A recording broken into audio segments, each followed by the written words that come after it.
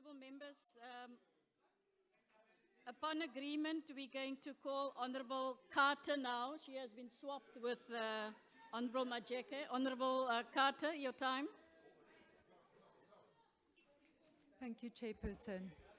Chairperson, from the commencement of our democratic South Africa, education was rightly seen as key in ensuring the reconstruction and development of South Africa, of addressing poverty and gross inequality, of fundamentally transforming South Africa and creating a more just and prosperous society. The RDP White Paper put it that developing the human resources of a country is both a goal of the RDP and a requirement for achieving other RDP goals. Substitute RDP with NDP, and I'm sure the message remains the same. Now, according to the Institute of Race Relations, the bad performance of our schools condemn more than half of our children to a future of unemployment and welfare dependence. That the lower the level of education attained, the more likely adults are to be poor and experience more intense levels of poverty. If we are to break the cycle of poverty and inequality, we need to grow the middle class, and education is the primary predictor of whether or not a child will attain a middle class standard of living. The abject failure of our basic education system is starkly put in a report conducted by the University of Stellenbosch, which noted that if primary school teachers are unable to teach literacy and basic numeracy to their students, there is little point in attempting any of the other subjects, and yet it has become as clear as day that the majority of South African teachers are unable to wield either of these skills effectively in the classroom.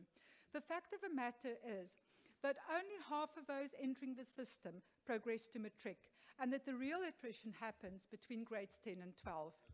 That very few who remain past math and science, and that we spend more on education as a percentage of GDP, amongst others Spain, Poland and Indonesia, yet our outcomes lag far behind emerging markets.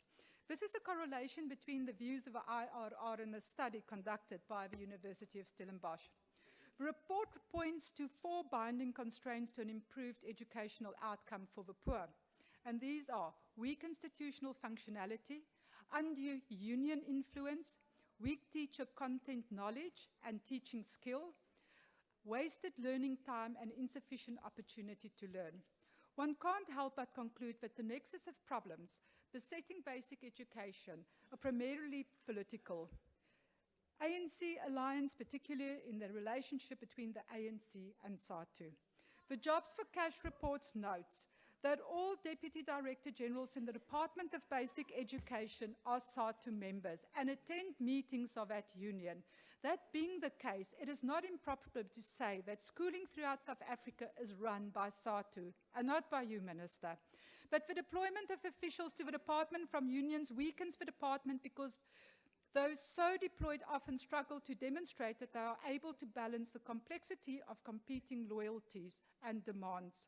If undue influence, you have a minute left, Honourable Member. For corruption. Thank you, Chair. If undue influence, a very polite name for corruption, is a result of cadre deployment, then cadre deployment is likely to lead to corruption. It was the impression of a task team that corruption is endemic in the entire education system, and that as a first move to cleanse the system, cadre deployment should not be permitted. And that the Department of Education endeavoured to regain control of administering the education system in all provinces, so that clear distinction can be established between the roles and the functions of a Department of Basic Education and the concerns of SADTU. Thank you.